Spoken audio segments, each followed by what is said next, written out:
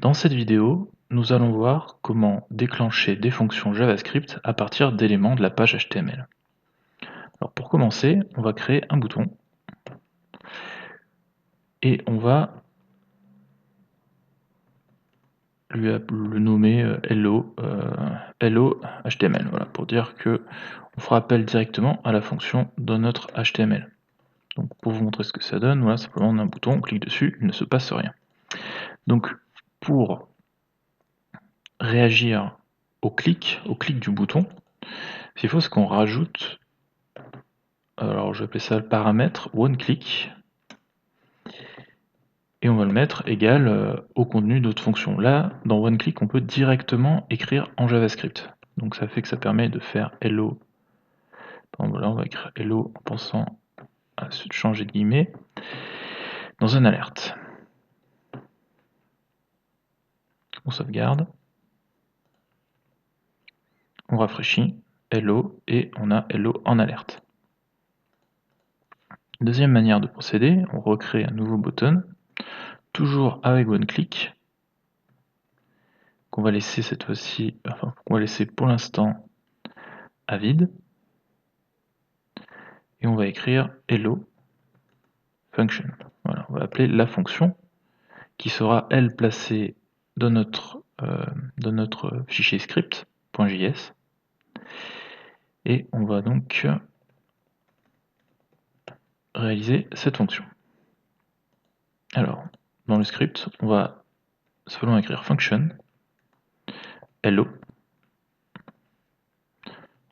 sans aucun paramètre, et on va écrire alerte hello function.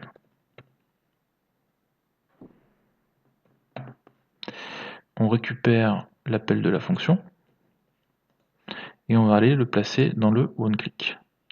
Et cette fois-ci, quand on va rafraîchir, on aura notre deuxième bouton, et quand on cliquera, on aura hello function. Voilà. On peut directement écrire. Donc c'est très utile quand on a justement plus que alerte hello à écrire, et qu'on a de nombreuses lignes de code, on peut passer par ce fonctionnement. Le deuxième fonctionnement que je vais mettre à part, parce que là, en fait, on va pas réagir directement à partir, c'est pas directement le HTML, même si, qui va déclencher l'appel de la fonction. En fait, on va simplement créer un hello avec un identifiant, un ID. On va l'appeler, comment on va l'appeler? On va l'appeler btn call function. On ferme les guillemets, on écrit hello event, voilà. En fait, simplement, on va par le biais du JavaScript, aller scruter une action sur ce bouton qui s'appelle btn call function. Voilà. Donc pour ça, on va récupérer l'identifiant et on va aller le mettre dans une variable, enfin on va créer une variable à son nom plutôt, et on va récupérer l'élément HTML grâce à document.get element by id. Et là, on va inscrire l'ID, l'identifiant,